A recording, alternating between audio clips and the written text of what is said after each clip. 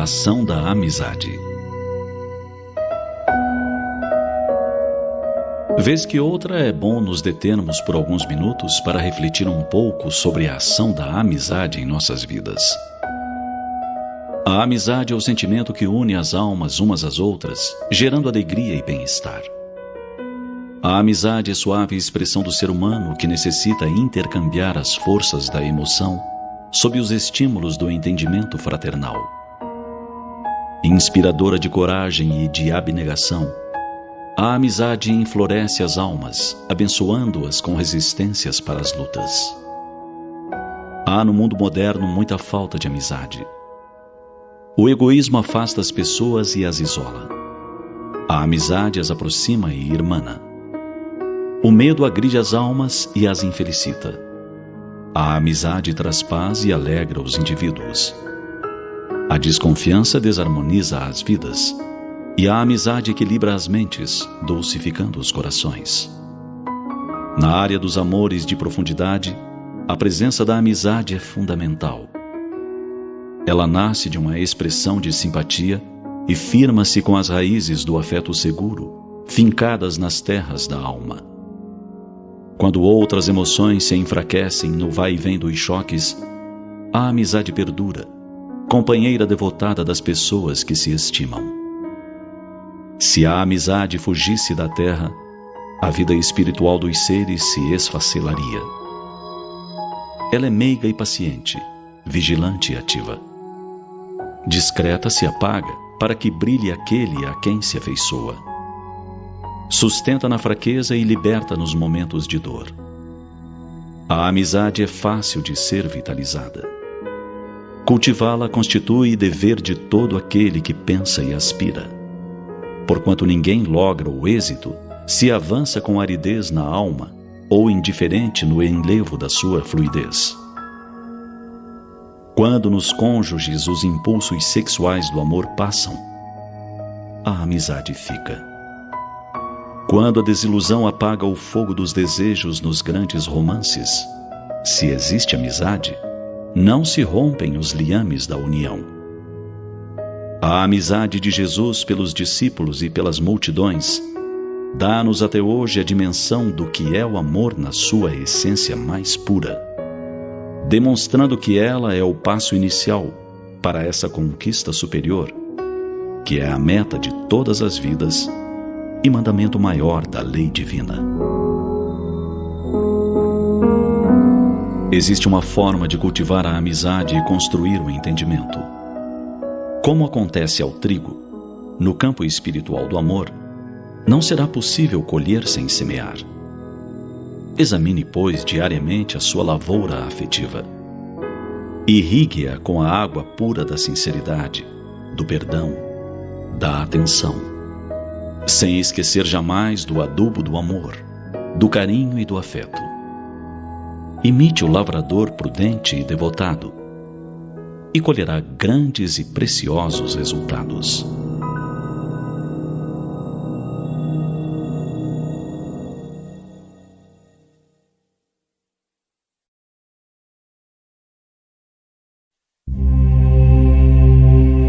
Auxílio mútuo.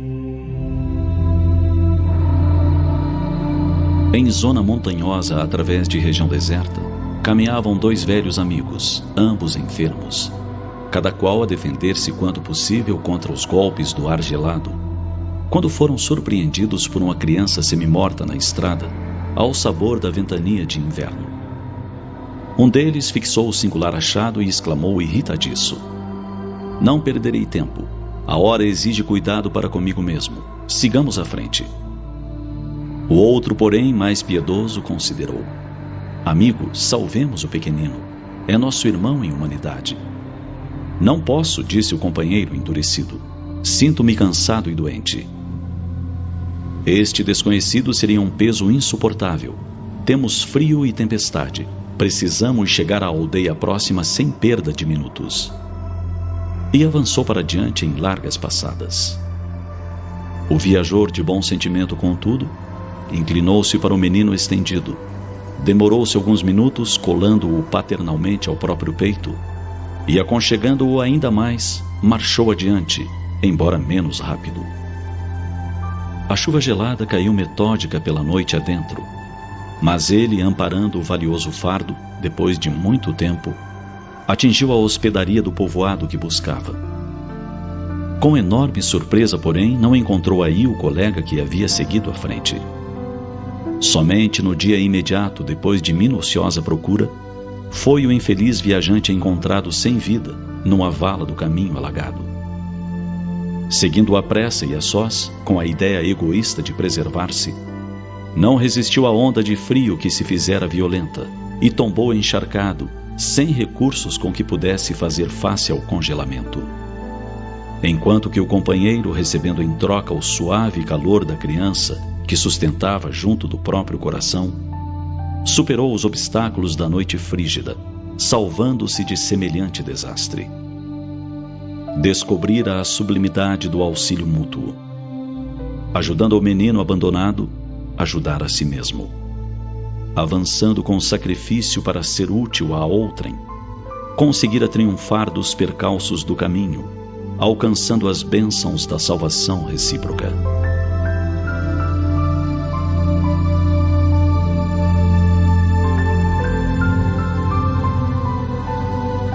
As mais eloquentes e exatas testemunhas de um homem perante o Pai Supremo são as suas próprias obras. Aqueles que amparamos constituem nosso sustentáculo. O coração que amparamos constituir-se-á agora ou mais tarde em recurso a nosso favor. Ninguém duvide. Um homem sozinho é simplesmente um adorno vivo da solidão. Mas aquele que coopera em benefício do próximo é credor do auxílio comum. Ajudando, seremos ajudados. Dando, receberemos. Esta é a lei divina.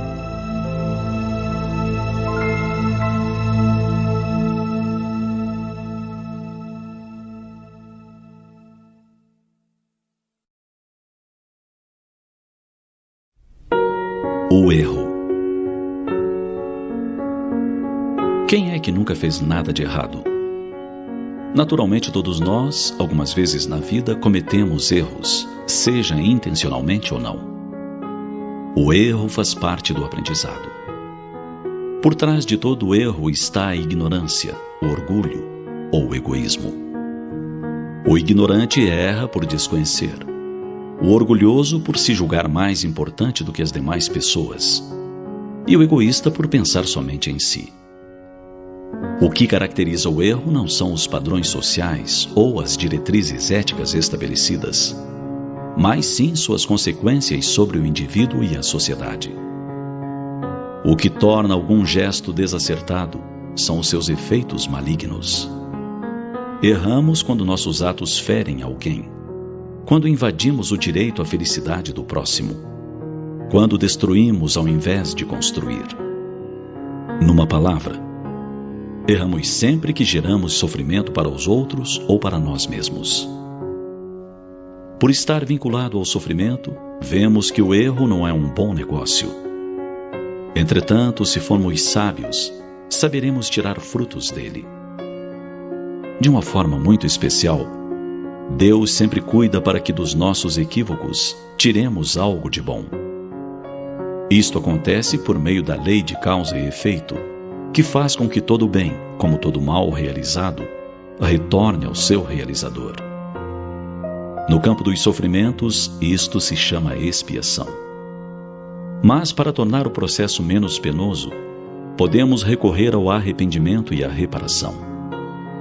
Arrepender-se é, portanto, o primeiro passo na correção de um desatino. Existem pessoas que só se arrependem dos seus erros quando estão colhendo as consequências. Quanto mais demoramos a nos arrepender, mais sofremos. O arrependimento deve provocar um desejo de reparação, que consiste em fazer o bem a quem se havia feito mal. Mas nem todas as faltas implicam em prejuízos diretos e efetivos. Quer dizer, nem sempre teremos de expiar ou sofrer. Nesses casos, a reparação se opera fazendo-se o que deveria e foi negligenciado. cumprindo deveres desprezados, missões não preenchidas. Quem tem sido orgulhoso buscará tornar-se humilde. O rude procurará ser amável. O ocioso passará a ser útil. E o egoísta, caridoso. Costuma-se dizer que errar é humano. Nós poderíamos inverter o raciocínio dizendo que corrigir erros é que é humano, pois o homem não pode desprezar a sua fantástica capacidade de racionalização ao persistir em atitudes que somente o infelicitam. Reconhece-se então o homem de bem pela capacidade com que ele substitui seus defeitos por virtudes superiores. Você sabia que os efeitos dos nossos atos se estendem muitas vezes para além da existência atual? Isso explica também os sofrimentos atuais, cujas causas não se encontram no presente. Várias vezes estamos recebendo hoje os efeitos de nossos atos de vidas passadas. Você sabia que nenhum espírito atinge a perfeição sem antes reparar os erros do seu caminho evolutivo? Por isso, hoje é o dia de fazer o melhor.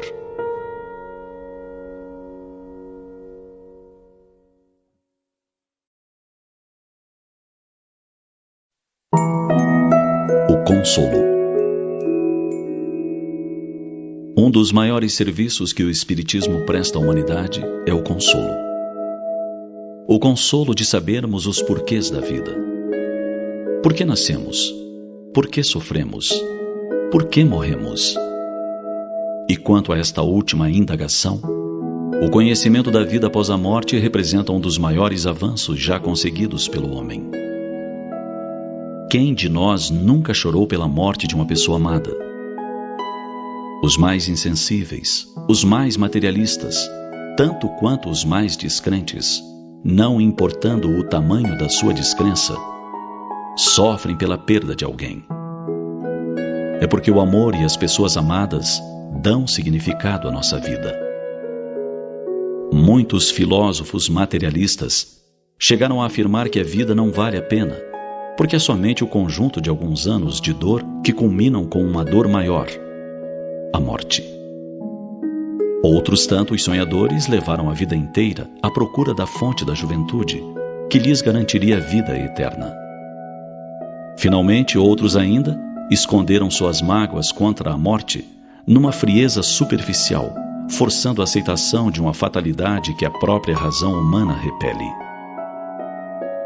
Allan Kardec expressou muito bem o significado da vida além da vida na seguinte analogia. Um grupo de pessoas zarpou numa embarcação para alto mar. Os dias passaram e a notícia chegou inesperada.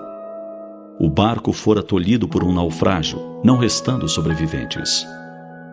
Todavia, todos os viajantes haviam sobrevivido ao naufrágio e agora viviam numa ilha desconhecida e isolada. Ao cabo de algum tempo, uma equipe de pesquisadores do mar defrontou-se com a ilha, descobrindo que os ditos mortos ainda viviam. Retornando ao porto, narraram a descoberta. Alguns se felicitaram, outros, contudo, duvidaram, exigindo provas. Assim é com relação à morte. Os nossos familiares, os nossos amores, os nossos amigos que chamamos mortos, vivem apesar de termos sepultado os seus corpos. Assim como durante muito tempo existiram na Terra regiões jamais imaginadas, existem essas regiões espirituais para onde foram os seres que amamos e para onde todos nós igualmente retornaremos um dia. Portanto, se a dor da perda de alguém está lhe aturdindo o coração, mude o seu ponto de vista, porque na realidade não houve perda, apenas uma separação momentânea. Não é errado sentir saudade, pelo contrário, é demonstração de afeto. Só não é justo matarmos em nossos pensamentos de desespero pessoas que após a morte vivem e sentem também saudade. Não haveria sentido no universo se a morte fosse o fim. Você pode acreditar se quiser, e você pode desacreditar se conseguir. Porque se você parar para pensar, vai descobrir que não pode ser diferente. A vida continua após a morte e vai continuar, mesmo que você se recuse a aceitar.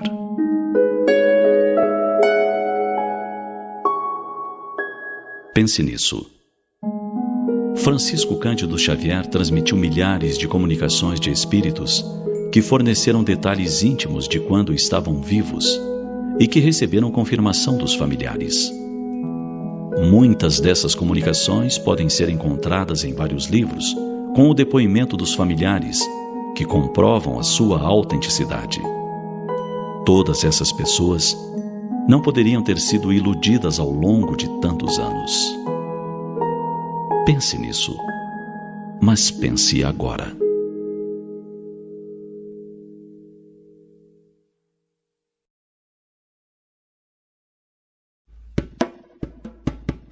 A tecnologia